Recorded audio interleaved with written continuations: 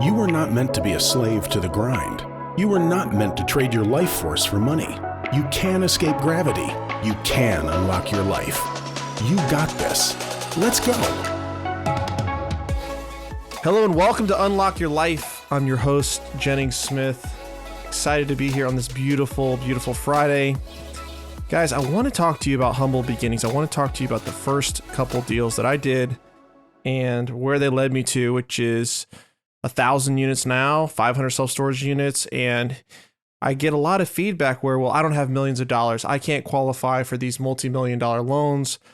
That's great. You're already, you already have real estate. You already are wealthy. You already can do all this stuff. You have credibility. And I'm not going to lie, it definitely gets easier, right? The more deals you close, the more deals you can close. But we all have to start somewhere. So let me tell you 3 stories about where I started from. And these were 3 catalysts to get things done with very little or no money. Okay. So if you are listening and you don't have a whole lot of money, but you have ambition, you have drive, you want to try, these stories are for you. So I was probably 28 years old when I bought my first rental property.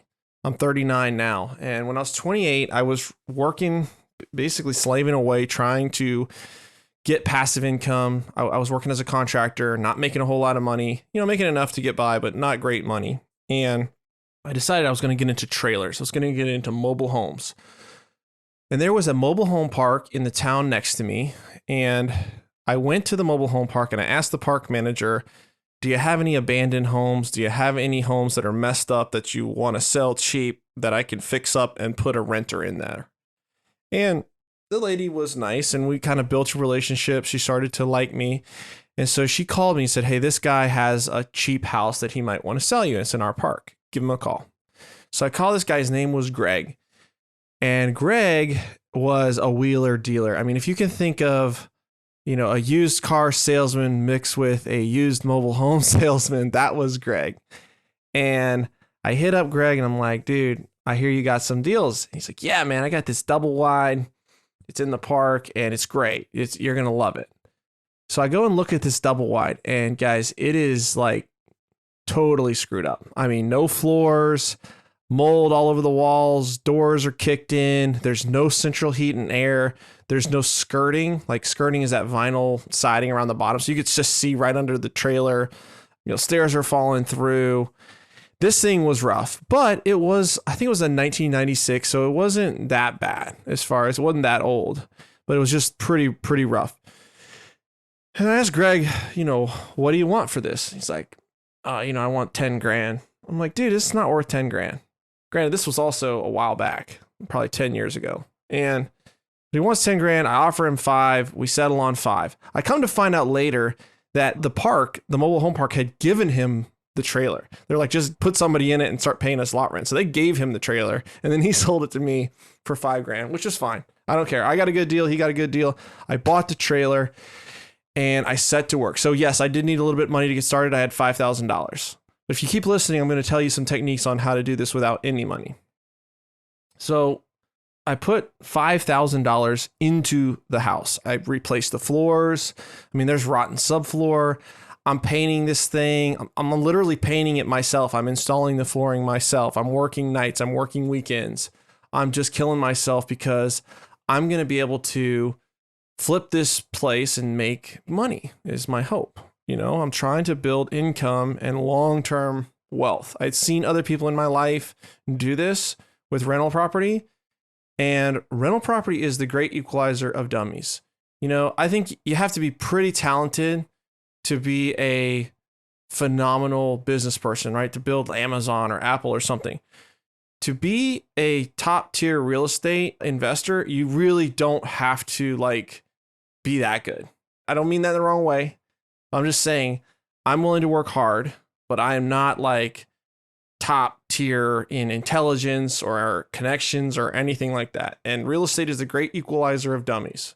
So it's a great field that if you work at it long enough, you can build significant wealth. It's a little slow at first, but it will happen. It's a for sure kind of route, which I like.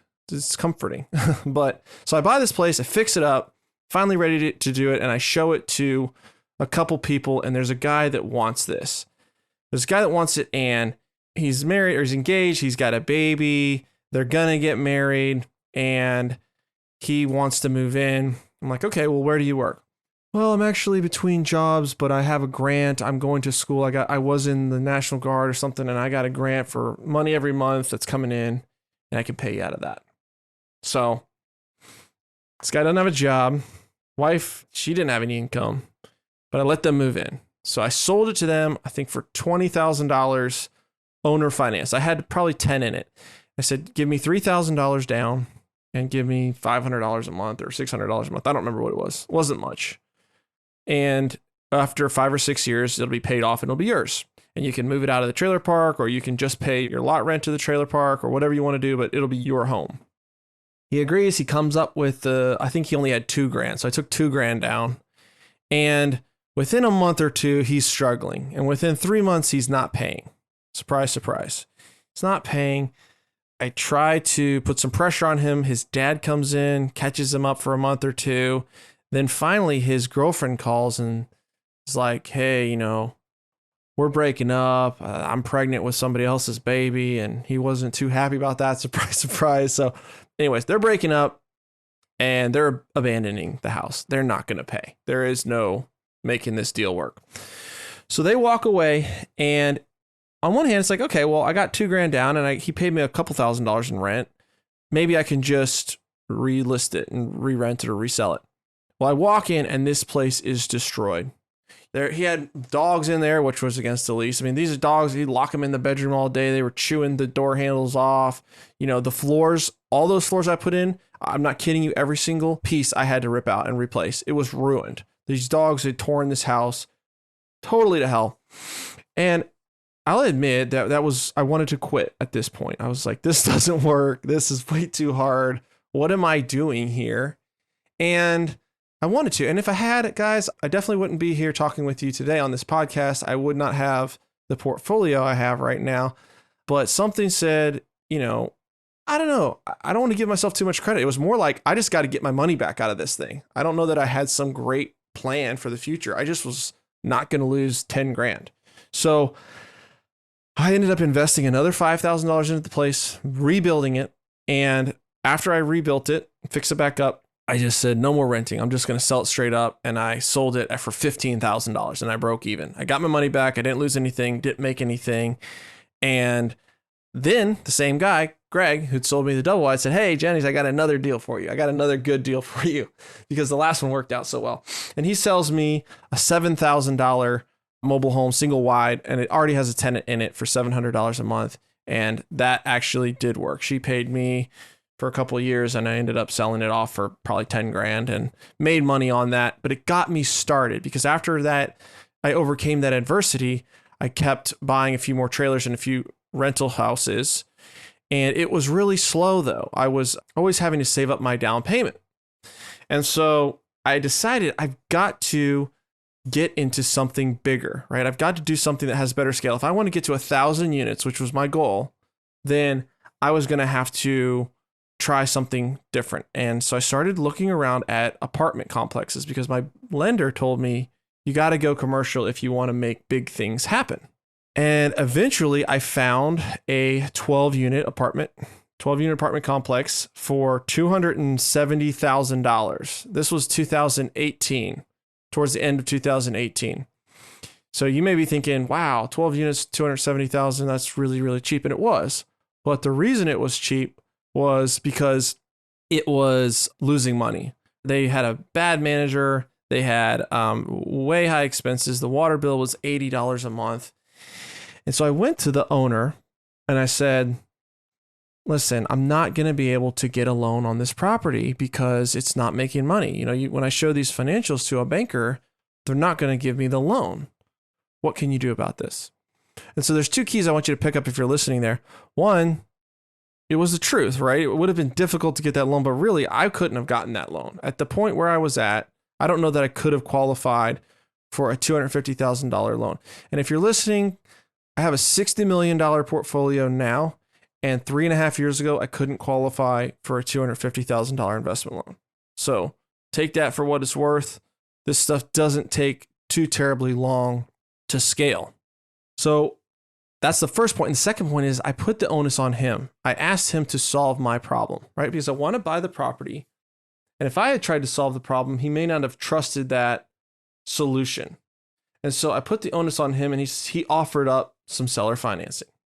So seller financing is he becomes the bank. He said, well, I'll finance you 70% of the purchase price for a couple of years if you come up with 30% down. And I negotiated the price down to $250,000. So I had to come up with $75,000 plus closing costs and some other miscellaneous. It was about $90,000 that I needed to put down. And he was going to seller finance me the rest. So I didn't have $90,000, but now I got the loan, right? Now I'm qualified because he's going to approve me. I don't need anybody to approve me for this loan. He's approved. And there's no bank, there's no appraisal, there's no nothing. It's approved. That's the great thing about seller financing is it's pretty simple. But where do I get $90,000? I had been creating these sample like pitch decks, like to show investors, to show them, hey, if you partnered with me, if you gave me money and you partnered with me on this deal, I'll do the work, I can get the loan, and we can work this together. And so I put together a proposal. I had the details of this property. I put it under contract in faith, right? Because I didn't have the money. So that was kind of scary. But I did put it under contract, and I put together a little package and said, if you invest and give me this $90,000, I will give you 40% of this deal. So 40 to the person who gives me the money, and I keep 60%. That was the split that I had. And I presented it to a couple people, couple no's, presented it to an investor, and he said, well, how come you get 60% and I only get 40%? Why shouldn't I get 60% and you get 40%? I'm bringing all the money. And at that point, I could have folded.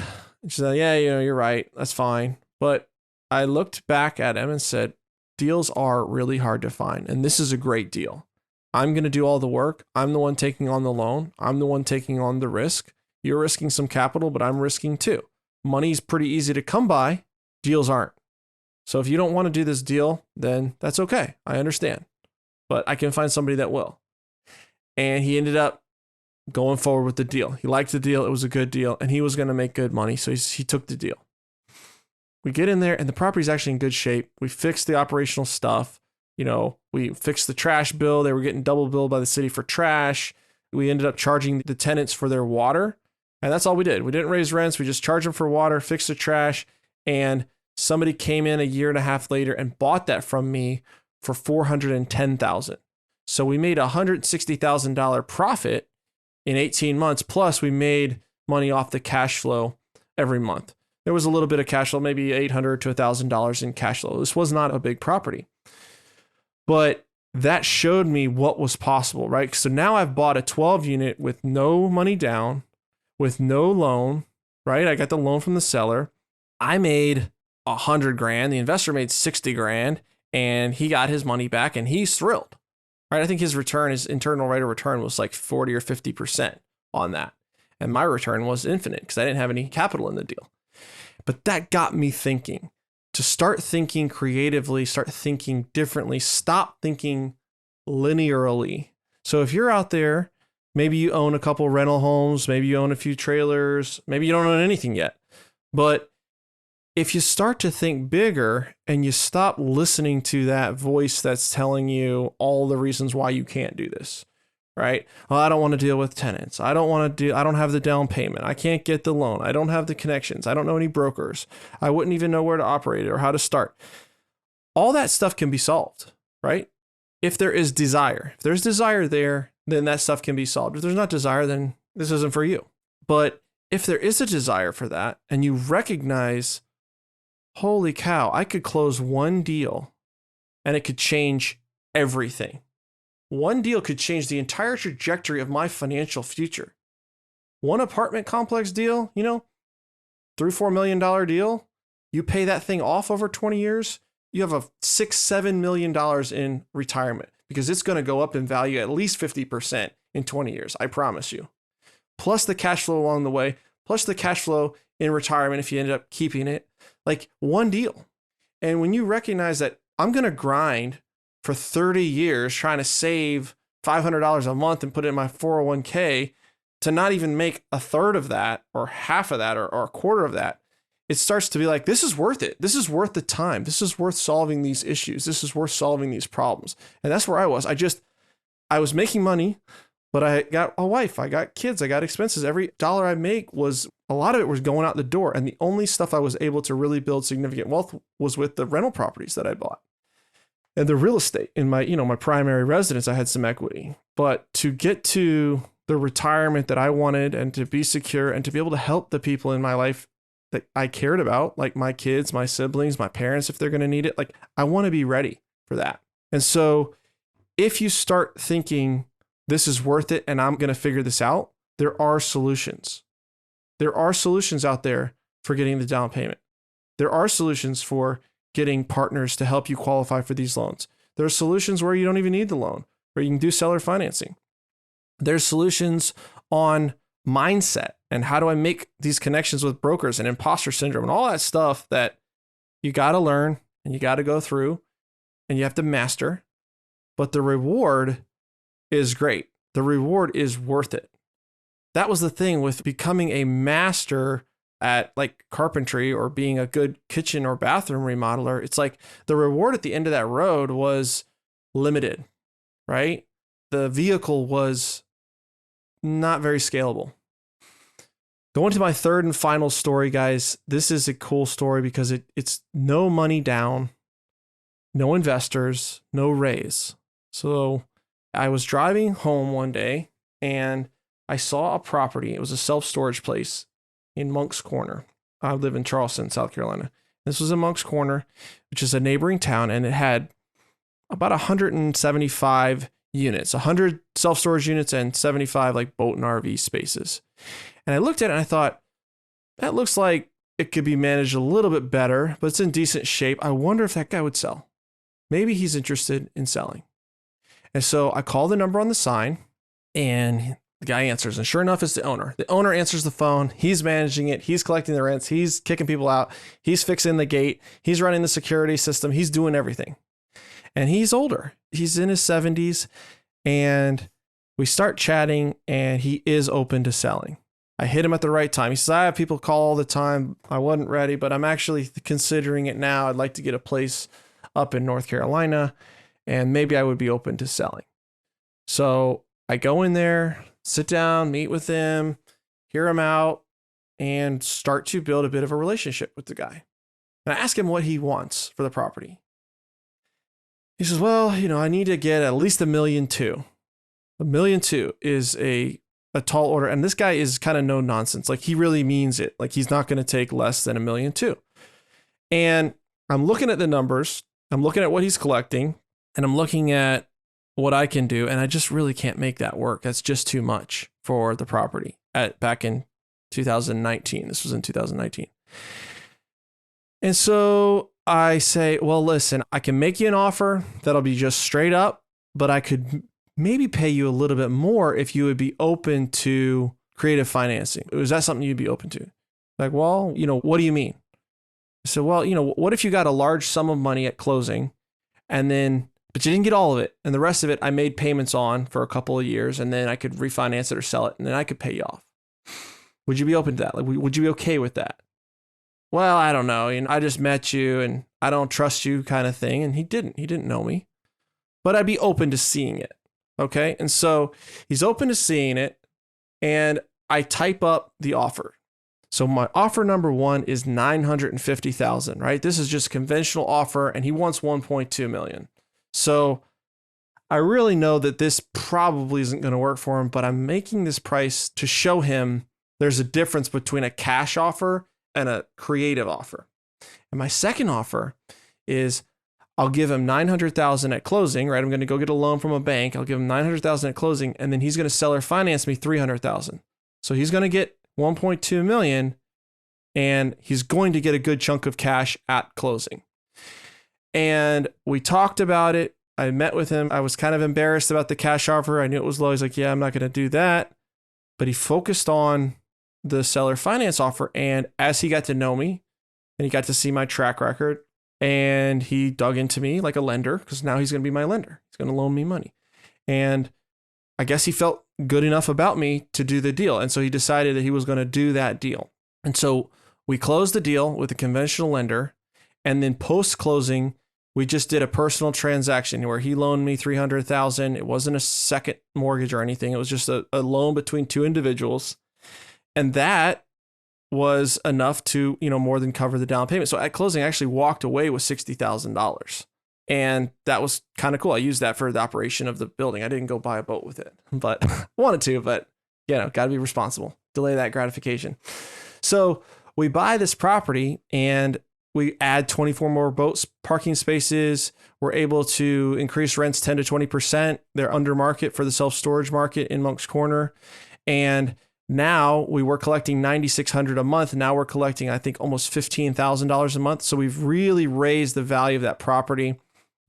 Pressure washed it, replaced the gate, replaced the motor, put in more CapEx, restriped all the parking lots, like really have improved this property. And I would say it's worth 1.8 to 1.9 million now. And so now I can refinance it.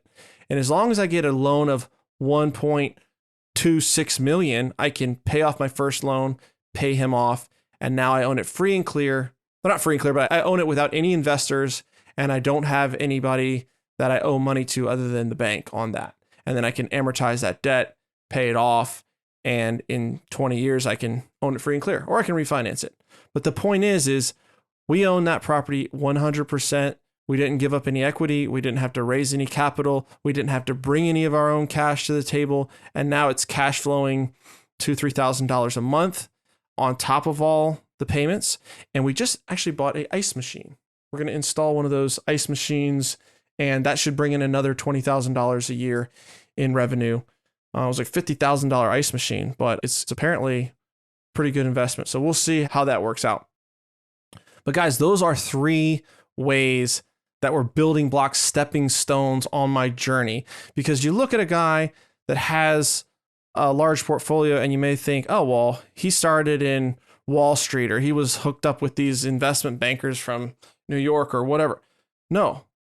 I started in North Charleston, South Carolina with $5,000 and installing flooring myself and painting it myself. Like, that's how it starts. A lot of times, humble beginnings. And when you're faithful with those little things and it builds that grit, when larger opportunities arise, you have the ability to execute, and you have the confidence and belief in yourself that you know that you are going to win. You're going to be able to do what it takes to get it done. And so it went from the trailers, to the seller finance 12 unit, to the seller finance down payment, essentially on the self-storage unit.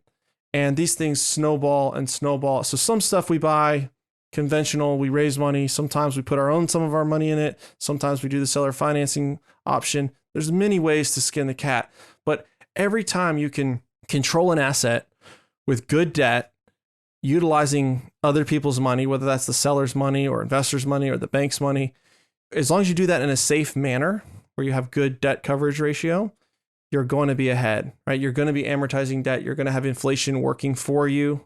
You're going to have massive tax advantages, and you're going to be winning down the road. So that's what I got for you guys today. If you enjoyed this show and you want to learn more, shoot me a message or go over to JenningsSmithJr.com, JenningsSmithJR.com. If you join my Facebook group, I can give you secret seller scripts, like how do you talk to an owner about an off-market deal? I can give you my download, how did I raise $90,000 for that first deal that I did? I can give you how I bought that self-storage. I wrote a whole PDF on how I negotiated that self-storage deal and the numbers behind it. And I'll also give you a sample pitch deck that you can use to raise capital for your own deals. So head over to JenningsSmithJR, JenningsSmithJr.com, join my Facebook group, and don't forget to unlock your life. All right, guys, have a great week. Peace.